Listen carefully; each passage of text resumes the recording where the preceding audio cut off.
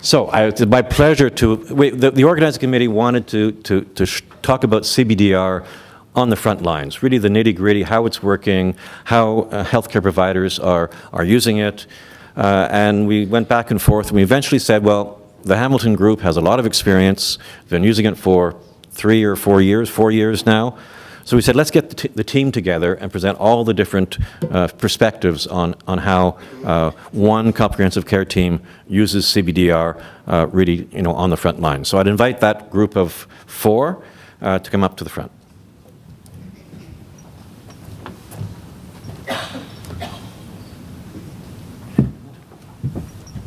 Who's first? You first, okay? Yeah. So the first of the 4 speakers, they'll each take 5 or 6 or 7 minutes, and we'll have time for questions afterwards, is Kay Decker, who's the nurse coordinator at the Hamilton Health Sciences Center. Thank you. I'm much too young to be in menopause, but I think I'm doing it right now. So it'll be a memorable moment that I've actually experienced that at this very moment. But anyway, thanks, David. And thanks for the introduction and for giving me the opportunity to present the McMaster experience and how we have integrated CBDR into our clinic flow. CBDR and MyCBDR have a lot to offer, and each of us have integrated these platforms into our respective professional practice. I am grateful to work with a team that is instrumental in contributing to the development of programs like CBDR and MyCBDR. My presentation will give a perspective as a nurse, but CBDR has actually become a very natural part of my daily practice. We all know this, but I'll just quickly say it again. In 2015, AHCDC launched a Canadian Bleeding Disorders Registry, a comprehensive electronic tool to support hemophilia care, along with MyCBDR, an internet-based infusion and bleed tracking application. For my presentation, I'm going to focus on how CBDR has helped manage clinic flow and efficiency, or more specifically, how CBDR facilitates preparation for clinic during our interdisciplinary team meeting, clinic flow, and post-clinic follow-up. Our interdisciplinary team meets weekly to prepare for our upcoming clinic. During this meeting, CBDR data and home infusion records from MyCBDR are reviewed. Bleeds and bleed patterns are discussed in conjunction with their PK data, as well as adherence to treatment regimens and factor order to date. We also identify and address incomplete data, look back to determine if such data has inhibitor status, the genetic testing, the DNA challenges are missing, and if they are, we take the opportunity to update them. We have found that this team meeting not only provides opportunity to review patient charts, but also updating the pertinent data into CBDR records.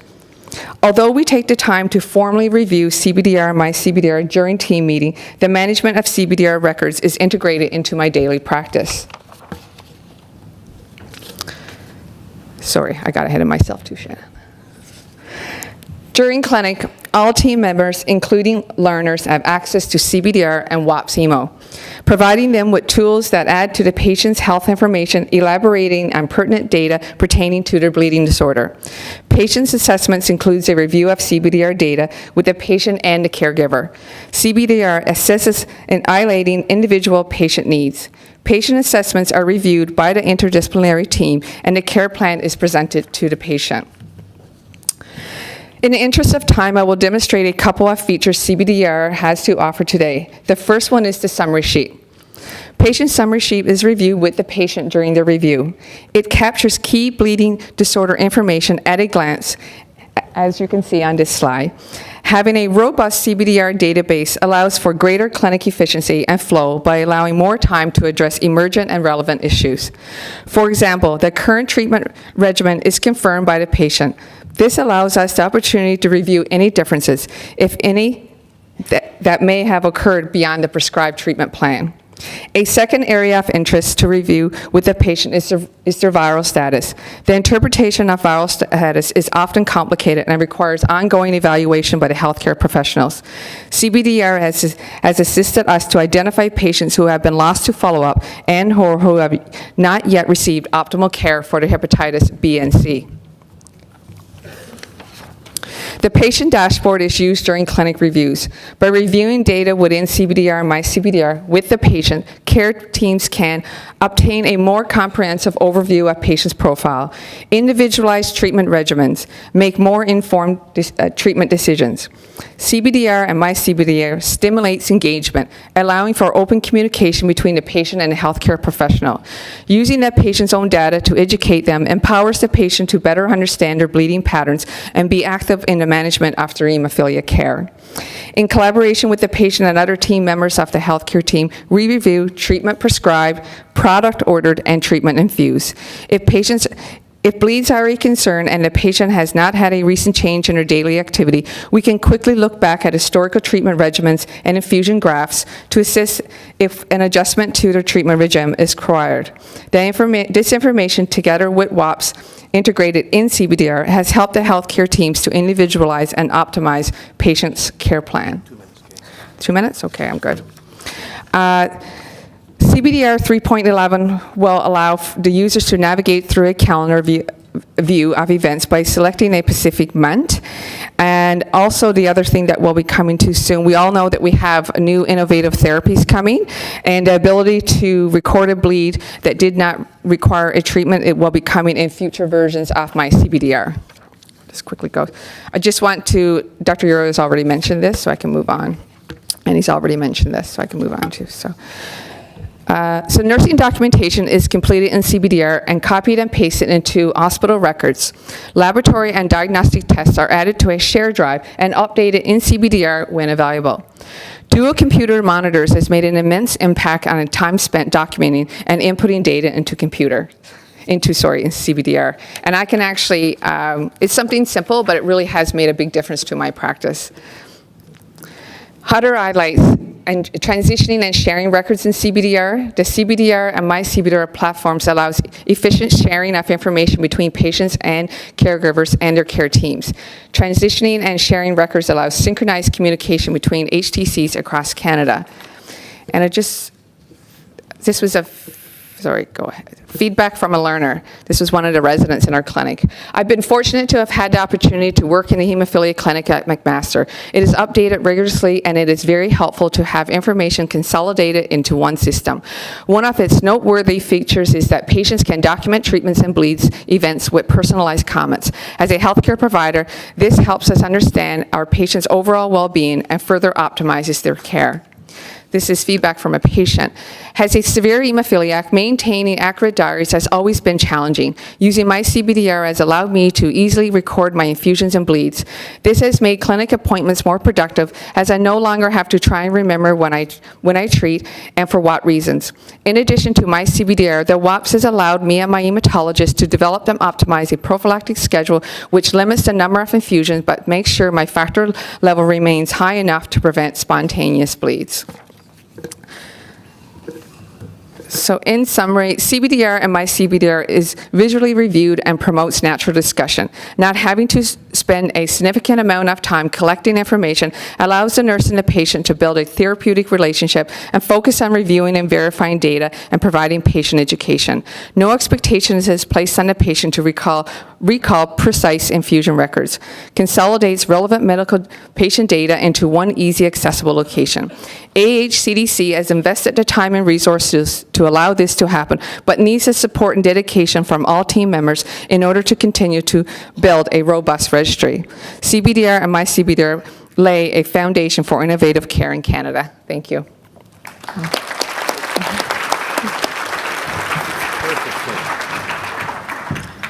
And then the next speaker is THERESA ALMONTE, who is the data manager in Hamilton. THERESA?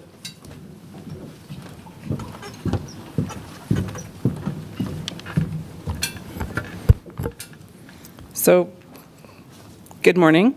I've been asked to share with you how CBDR has enriched my role as a program administrator. Using CBDR in the clinic provides me with a platform to ensure that my administrative functions contribute to the optimization of our patients' care. It's a tool which has simultaneously impacted my day-to-day workload and improved the flow of information in our clinic by making real-time data entry a reality. So to begin, I'd like to share with you some reasons why we believe that real-time data entry not only produces quality data in a much more efficient manner, but minimizes the potential for error and contributes to best patient care. Time management is something that everyone in healthcare strives to find ways to optimize. Limited human resources and ever-increasing workloads makes time management essential. Human nature dictates the more time that elapses and the more hands that a document passes through creates an environment for error. When data can be entered directly from the original source, that potential for error is minimized. It's not working. Oh, there we go. Also, real-time data entry improves the integrity of data. Your database is only as good as the data you have in it. Complete, accurate, and up-to-date data gives healthcare professionals a tool right at their fingertips to assist them with the management of their patients' care. And finally, real-time data entry allows administrative and healthcare professionals to be fiscally responsible. Recognizing a deficit or a shortcoming in your database is more easily detected when information is up to date. So I'm going to share with you some practical examples of how we've improved our clinical processes using CBDR. I'm going to describe for you how we transcribe treatment recommendations and create the Dear Doctor letter, and also how we order factor concentrate.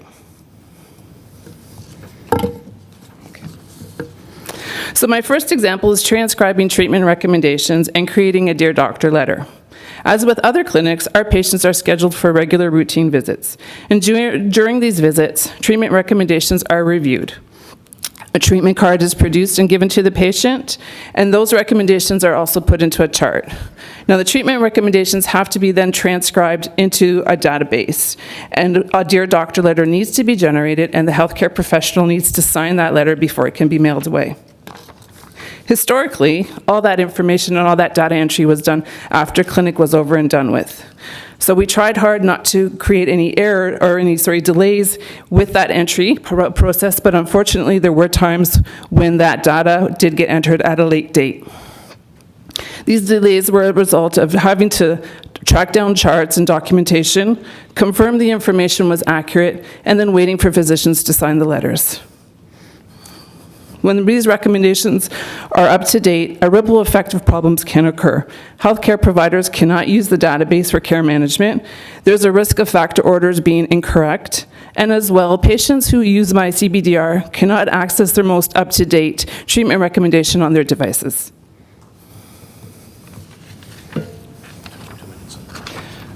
Using CBDR, we've developed a process of transcribing treatment recommendations and preparing the Dear Doctor letter during clinic. So basically what happens is the team goes in, sees the patient, reviews it with Dr. IORIO or Dr. Chan, and those treatment recommendations are then updated in the chart. While Dr. Chan or Dr. IORIO are back in with the patient, I'm at the desk updating CBDR with the treatment recommendations, preparing the letter, and having it ready for signature. My second example is ordering factor concentrate. So previously, to order factor concentrate, I had to enter data 3 times.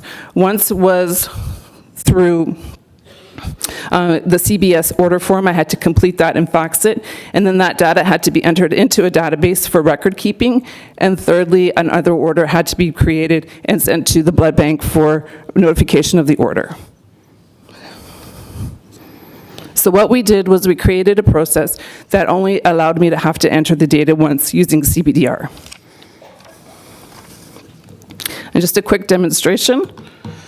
So when you choose your patient that's going to order factor, you select the interaction, create the interaction, and then patient product order. You'll get a few pages up, and on the first screen, you can actually copy a previous order to make things fast, enter the date and the priority of the order, put in the facility information, special instructions, and finally, the information on the product order itself. Now, please bear in mind that treatment recommendations are always visible to you when you're doing that, and that prevents error. And a sample of what the order looks like. So in summary, I've demonstrated to you only a few examples of how the administrative professional can benefit from the development of real-time data entry and using CBDR, providing an efficient quality data, dramatically reducing the potential for error, and optimizing our patient care. Thank you.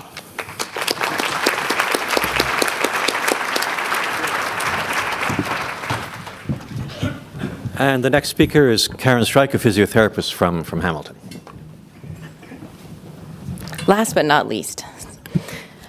So thank you, and this is a great opportunity to come and present today with my team and some of the great work that we've been able to integrate into clinic using CBDR. And today I'm going to speak about how I use CBDR in looking after joint health, particularly with the Hemophilia Joint Health Score, and looking at musculoskeletal outcomes.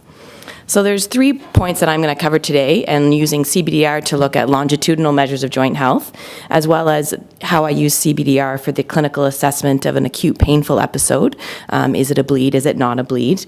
And also how I use WAPPS and MyWAPPS for physical activity prescription. So this is just a snapshot of the HJHS version 2.1. Pretty much everyone in the room is probably quite familiar with HJHS, and this is now available in CBDR, and we have the benefit of having 2 of our co-developers of the HJHS as members of the CPHC, and they worked with us, both Pam Hilliard and Nishan Zurakan, on developing and ensuring that the data summary sheet for the HJHS in CBDR is accurate and up to date. One of the most recent features that we have now available in CBDR is that we can record the raw data measurements for range of motion scores into CBDR. And one of my favorite features is now when you click on the range of motion measurement in degrees to input the raw data, pops up the normative data tables that are available in the HJHS user manual. So for me, it's one stop. I can put the raw data in, and I can automatically just take a look and see what the score is for my patient. And so this is really decreasing time while also minimizing error. And so for me, with a bit of a research hat on, I hope one day to be able to use this process as well as a way of looking at quality management and validation of the score. Because when you speak to some of the co-developers, there are some errors when physiotherapists are transcribing the raw data into a summary score compared to the normative or contralateral sides. So this advance in having this available in CBDR has dramatically decreased the amount of time it takes for me to capture the score. Other things that help us manage the longitudinal joint health is that now within CBDR, we are able to see, and see with the screen, the date that the last HJHS was completed, as well as if there's been any joint surgery during that time. On the bottom end of the corner, you can see the previous HJHS score, but you also can click to also go back and see the raw data. Those of us who used HJHS know that the measure is best used to assess change over time and can be used to assess the efficacy of our physiotherapy interventions. And so this ability to see the raw data in real time allows us to look at individual joints over time, as well as the summary score, so we can see if there is any changes that require our physiotherapy intervention since the last visit. This is just a table here that summarizes the data that we currently have available in CBDR from 2017 and 2018. I'm quite impressed that we have over 340 HJHSs available, and I know from our physio meeting yesterday there are a lot more centers that are now online and are contributing data. And so this is a really rich wealth source of information that I think that a number of other registries globally may not be able to have. And the next thing I'm going to say, that to couple with the HJHS, which helps me in terms of managing my longitudinal joint health, is the patient dashboard reports. I like these reports because I'm a real graphical person, and I can pull up on the screen and show the patient in this pie chart their bleed locations over 1 year. And so it's a great way that if I am short on time, I can focus my physical examination on the particular joints that have had reported bleeds. And one of the new features that have come with version 3.1 is we now have the ability to look at bleed locations over a long period of time. We call it our lifetime bleeds, but we are able to draw, with the data migration from CHARMS, electronic data on bleeding episodes back to 2000. And so for all of our pediatric patients and some of our young adults, we are able to complete a lifetime bleeding profile. And so it enables me to see over time what joint bleeds predominantly, where it is, and then I can compare that to their reports from the year previous. And it's really simple. You just toggle between the top and the different time points. And so we can have a great discussion about what historically may have been a bleeding joint, what's now a bleeding joint, and it allows me to better focus what we're doing and what we're talking about. CBDR is also really helpful for me in the clinical assessment of an acute painful episode. We all know that not every painful episode is a bleed. Sometimes it is and sometimes it's not. And so we really need to gather relevant information to help us determine that probability of a bleed. And that's going to be changing. We've already heard this morning about all of the new therapies that are coming down the pipeline and where we're going to be seeing less bleeding episodes. So the clinical significance of each bleeding episode is going to mean more for us as the musculoskeletal experts of the hemophilia team. We need to really accurately assess and rehabilitate each episode. So my CBDR provides a great platform where I can go and get all of the information regarding their product, their treatment regimen, their mechanism of injury. Patients have the ability to report comments. They can append pictures to their file, and we can go back and see what happened. Because most of our patients, if you ask them about, oh, you had an ankle bleed 3 months ago, they can't remember what happened. And so in this system, we can put in data, and that can help us with discussing that episode. I also, as we saw in the HJHS, I can look at their underlying joint health. I can see, based upon their time to treatment for bleeding episodes, and then we can guide how that impacts our rehabilitation. And it's a great learning for patients who acknowledge that, they waited 24 hours to treat a bleed, and they needed more follow-up treatments as well as a longer rehabilitation period. 2 minutes, probably fine. So, and this is my newest and most favorite dashboard that's available in Calendar View, and Kay put it up as well. But the reason why I like this dashboard is it shows us in really usable format in a calendar view when patients are recording their infusions. And so I've highlighted just here a prophylaxis infusion and also the bleed here in an elbow. And so sometimes we don't notice patterns unless we see it in a calendar format. And prior to this format, we had our bleeds in a long word table with a lot of data, and it was really hard to pull out. And so for some of my patients, once we pulled this up on the screen, and I noticed, well, it seems to be like, every first Monday of the month, there's something going on here. And they can be like, oh yeah, that's when I have my boys' night out. That's when I play touch football with friends. And sometimes it's when you're seeing this in a pattern on a calendar that you're able to better in tune and think about what might be happening, or even the night before, what might be leading towards your bleeding episodes. It also helps me when looking at situational prophylaxis. And so I can talk with patients about how often they're using their prophylaxis for things like physical activities or activity that they want to participate in. And then just last but not least, as I finish up today, I just wanted to echo from what Dr. IORIO spoke about WAPPS and MyWAPPS. When WAPPS first came into the clinic, I was thinking, oh, it's about factor prescription and PK, and as a physiotherapist, my job is the musculoskeletal health. But it's really changed my practice. Having the ability to work with patients and hematologists to be able to set a prophylaxis target that takes into account not just their bleeding phenotype and their bleed rate, but also their relevant outcomes, what's important to the patient, their underlying joint health, and how fit they are. Because we all know we try to maintain our physical activity. And so I've been able to use this to help me.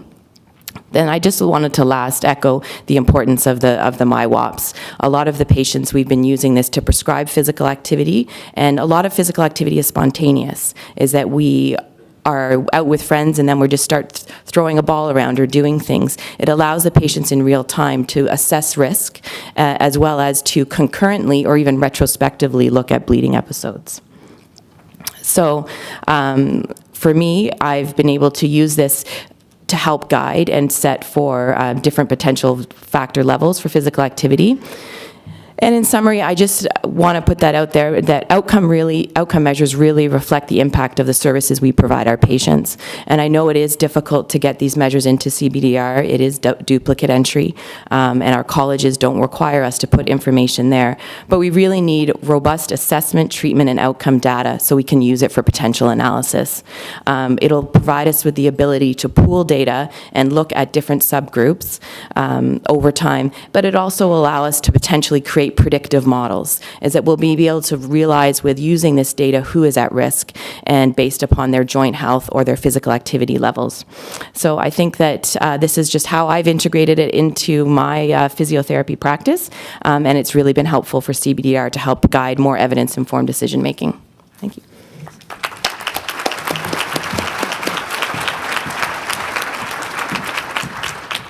So not to forget the physician on the team, let's invite Dr. IORIO back to the stage. Hello again. Actually, I had not anticipated that giving this presentation as a team would have made me feel like on a clinic day. So, you know, patients are clever, and I always scratch my head saying, well, what's left for me now? Not to appear useless or even fool, dumb, I don't know. So what's left for me? Still looking, I don't know. What the real role for the doctor in the hemophilia clinic, I'm still working on. But there are a few components, and I'm there to teach residents, I'm there to support research, to ensure accountability, and so on. Anyways, I want to get where we are. It was a process. We have been using CBDR for 4 years, and we wanted to see if it was useful or not. Now, our activity is very simple. We have a weekly clinic, and we have a weekly team meeting where we do two things. One is we act on the follow-up from the previous clinic, and we prepare cases for the following week. And the documentation we have available for this activity is essentially out of the EMR. We are not allowed to have paper chart. We prepare a flying paper chart for the day, but we don't have paper chart that sit there and we can take out. So essentially for the annual review follow-up, we have dictation notes, we have treatment card, if the patient has it in hand, if not, is lost. We have the treatment letter that THERESA mentioned. We have surgical orders. And that's both for the clinic and the weekly meeting. So we have to rely on dictation notes. Now, I'm exaggerating this a bit, but not that much, meaning that hemophilia is a chronic, lifelong disease. So either the letter become a book, or the only way to fit the information in a standard length is that you add new one and you take away all the information. Unless you are very careful, these may have all letters in the end be the same. Because if you start from what was there last year and then you drop something, you add something, privacy-wise, I cannot show you, but you can exchange letter between you, and after a while, they look very much alike. So we have to be able to go back to the entire patient record. You don't do that if you start from the documentation you have available. Now, that's the before. Going to the after, we had a formal exercise where we had a ER doctor that was with us as a master student in Interdisciplinary methodology, and we asked him to observe us working for a few months. And he listed all what we were doing. It was a bit unusual to have this fellow around, noting down what we were doing and how often, and it was immediately evident that we were inconsistent. Sometimes we were doing some things, some other time we were not. When asked why, almost never able to say why. Okay. And then he also was tasked to find in CBDR where that information was. And then we said, okay, now how do we move from where we would be, doing the same in a standardized way on everyone and using CBDR and where we are now? So we agreed on a checklist for the annual review. We had Federico creating a fillable PDF for the annual review, and then we started using it. which means we had to go across a process, because first thing is you need time. I mean, time, Theresa made it clear. You need time. And you need to free up time. We couldn't expand the clinic, so I decided that it was time to see the mild and moderate patient, not every year, which we were able to do, but every 2 or 3 years. That frees up time. And the second thing is that we decided we have 4 visit rooms, 2 were booked for 2 severe patients. So 2 severe patients every clinic, and they were occupying each of 2 rooms for 90 minutes. And this was a lot of planning with Theresa, because we were not booking that way before. Now we have the 2 severe coming early in the morning, 90 minutes each in 2 rooms, and the other flow in the other one. And then we prepare this fillable PDF before clinic, looking at our sources, CBDR, MedTech, WAPPS, Sovira, anywhere the information can be, and we pull it all together there. And we use the form. And then also, the reasoning was, okay, but who does the bulk of the job? We are a teaching institution. It's rare we don't have at least 2 learners in clinic, and they go and see the patient first. So I made it clear to them that they have to have a CBDR access, and they have to use that form. And I told them, is your skill to make the 10 component of a good Canadian dictation into your dictation. I'm not assessing your dictation on those 10 components. I want to see all what is in the checklist in the dictation. They start scratching their hand, and then they say, okay, let's do it. And it's clear since the beginning that that will be a component of their evaluation. Yes, I'm done. And then I don't need to tell you about the joint score, the real-time use. You have learned that already, again. Now, it was not easy. It was tough. No, there is inertia, aversion to change. I crossed the ocean, so I think I'm quite flexible in my capacity of changing, but still, switching to a new normal take time. But actually it was recognized as a valuable impact by our own patient. Sometimes they tell us, this clinic is different as compared to what it was. We feel the assessment is different than before. Learners, you saw something cited by Kay, but is not a one-off. The learners feel that the approach to a chronic disease doesn't always happen that way. And also some of us, not every one of us, gets the value, and we still struggle in using these forms homogeneously across all staff, but is there. And the form is transient. We will do this directly on the system because all the information is there. I don't have anything more. If any of you was willing to try out this checklist that we have prepared, now we plan not to fill it anymore. It takes a lot of time, but just to use it as a checklist, you can ask Kay and our nurse coordinator, and the form is there to be shared. It's a good guide to help using CBDR in a real-world clinical practice.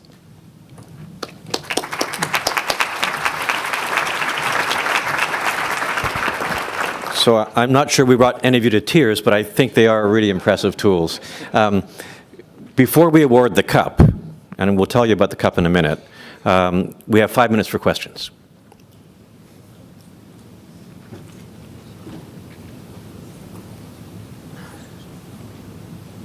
Matthew. Yes, it's more of a comment actually on my CBDR, and I'm very glad to hear that MyWAPPS is going to be connected. I can't wait for it to be on Android. Unfortunately, I'm only on Android. I didn't find it. It will be online next week. Ah, okay. And I've been advocating with David and CHS for people to use my CBDR. And so I know that as a patient, it really changed the way that I self-manage, and really helped me a lot. As you said, also when I came to visit you at McMaster, my first reaction was, but what are hematologists going to do if we have such precise information on I mean, you become like a consultant. a shrink sometimes.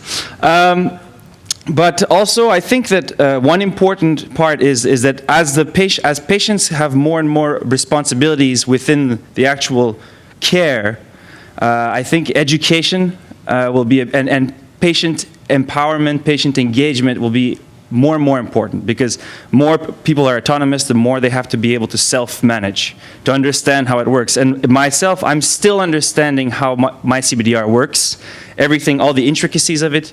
And I've been presenting it in different conferences, as I said earlier, from my patient perspective. And each time I present it, I learned more. I said, wow, this is all I can do with it. So just to end, I think this is a good segue. Session 5 is on patient education and patient partnership. I organized it, so I'm very proud of that session. Please do not leave, even if it's in French.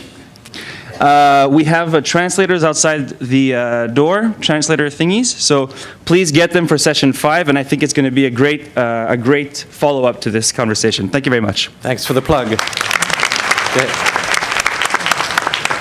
Wendy, please introduce yourself. Hi, I'm Wendy Quinn. I'm from Hemophilia, Saskatchewan, and also the chair of the Care and Treatment Committee for CHS. So with all due respect to our presenters today, thank you for that, and all due respect to everybody that fills out surveys, I do want to identify that most people who do all of those things are highly motivated people. And so sometimes the outcomes and the information we get are from our highly motivated patients who take part. What I'm seeing here is we have a clinic that is the leaders in MyCBDR, offering all of your wisdom to us, but I'm not getting the truth of what's happening in our other clinics, of why this wonderful system is not being utilized. And I don't know if we can answer that question today, and it may be a question to everybody in the room. Why? What are the actual points? What are the actual realities of a clinic day? How many systems are we using in a clinic, in any clinic setting, that either the provider has to access? How much time does it take? How many data entry people do we have in our clinics? How many people hire data entry? All of those things that, these are the things that we are reaching for, but is it actually attainable based on our resources? So we need to explore that more, and I think there's so much opportunity if we just identify what are those very simple barriers sometimes. So I just wanted to put that out there. I don't know if that's a question, but that's just a point. We'll get a response anyway. I don't know if it's a question. It's a very good point. I want to make only two additional points commenting. One is going back to, I think, 2 clinics in the past. We had a patient who refused for 3 times to use MyCBDR, and now we started. And it's the same patient. He understood that any time he was coming for annual review, we would have trained him to use MyCBDR, and now he is collecting information. So if you need to show commitment, and sometimes things happen. My second point is on time constraint and data entry resources. I'm not saying time is not a problem. I'm not saying you don't need resources for data entry. What I'm saying is in Hamilton, we didn't increase the amount of resources we have for data entry from before CBDR to after. We are collecting at least 4 times more information, and our flow is faster. It takes time to change, and you have to think about it. That was the message of my presentation. It doesn't happen if you don't want this to happen, but end of the day, after you switch the way you do, you save time. So if you want me to put just a synthetic sentence, to me, we don't have time, we don't have resources, is bluntly an excuse, is not reality. And this is in many aspects of your life. I know that this may be better or worse received, but it's never only, I'm not saying that resources are not a problem. I'm just saying that is not the single and is not the largest problem. And I want to make a second point. The way our data looks like is extremely appealing for all what is the secondary use of data. CBDR can be a very powerful research database with a very, very high value for regulators, for pharma, and for anyone. So if the data are collected properly, they have value and they can bring in money for data entry. If you opt to go the other way around, that someone give you $1 million to hire 300 people and collect the data, maybe you get it, but you are lucky. Usually it goes the other way around. You manage to show, and then you get the return. Last question. Thanks very much. It was interesting to hear about how you running your clinic now. Sorry, McGregor Steele from Calgary Pediatrics. So I think just maybe just bouncing off the last comment, I think as a new clinic that's just started using the CBDR system, it is challenging just to learn how you're going to use it, but I think it's interesting. I mean, one thing I sort of 2 quick questions. One, in your clinic, what's your setup in terms of, I'm assuming, like, do you have a computer in every room? And then also, so technically we try to do that, but then it's like, oh, I don't have my password because it's a different, so I'm just wondering how you manage that. And then the other would be EMRs, because, we're in Alberta, we're getting this massive new electronic medical record. We're all going to be plugged directly into the system, But it's going to be a lot, work, like dual entry. So maybe if you could just comment a couple things. You commented a little bit about how you handle that, but just so one is your computer setup in your rooms and maybe EMRs. I'll get started. We have computer in every room, and we try to have them logged in. And we go in turn to see the patient, and really we are a team. Someone pulls it up, and then is up there. For the second that goes there is already on screen. We have tried also with mobile laptop. A problem is that we have computer, we have very bad network, so you connect in the master room. When you go there, you lose the connection. So that's a bit of a problem. In terms of double data entry, our own healthcare system allows you to copy-paste. So either you write on one side and then you copy-paste in the other, or vice versa. Not saying that it's easy, but it's better than writing twice. And if you have a double screen, you document on one side, you copy on the other. Everyone chooses the way he wants. I don't do it personally, so maybe they want to say more. I think we'll stop. I'm going to stop it there. Because there's the moment you've all been waiting for. Thank you. And that is the awarding of the CBDR iChip Cup. And I'll ask Paul Wilton, CHS President, to come and make describe what the challenge is and award the cup. Thank you, David.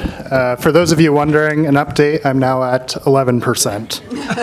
These are the people who are going to come and pick it up. Okay, excellent. So it's interesting that I am doing this presentation, because if I wrote my memoirs on hemophilia, they may be called Diatribes of a Diary Delinquent. But these tools that you've just heard so much about have really changed my record keeping. I always kind of knew that record keeping was important, and I was telling people that, but I wasn't doing such a hot job of it myself, as I'm sure Lori would attest to. And Lori probably got some gray hairs chasing me over the years for them. But these tools have made things so easy, and the fact that I can see, I'm at 11% now, and I know when I go to bed I'll be at about 7%, and when I wake up in the morning I'll be at 3%. It's like in the morning I got to take my factor, so I protect myself. So these things have been great from the patient perspective. So, as David said, the moment you've been waiting for, I am here to present the MyCBDR iChip Cup. One of the goals of the Canadian Hemophilia Society I got a button, eh? Yep. That's great. Which one do I press? Green. Green. Big green, thank you. So one of the goals in our strategic plan is to try to have 95% of patients and caregivers on home infusion accurately reporting their bleeds. We're not there yet, but we are getting closer. And the way that we measure this is by having treatment centers report the percentage of their patients reporting well, as determined by the team, between September 1st, 2018 and December 31st, 2018. So thank you to all who participated. And now the results, as confirmed by Bourget's France Curry accounting firm. In third place with a score of 80%, Children's Hospital of Eastern Ontario.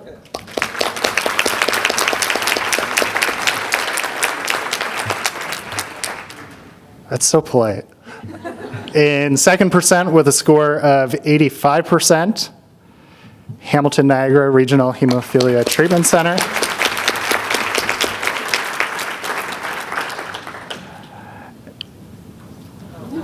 In first place with a score of 86%. Oh, that was close, just by a hair. Quebec Hospital de les Enfants Jesus. So I will call up Dr. Stephanie Cloutier, Maxime Villieu, patient, and Christine Dupont, administrative support, to accept the cup.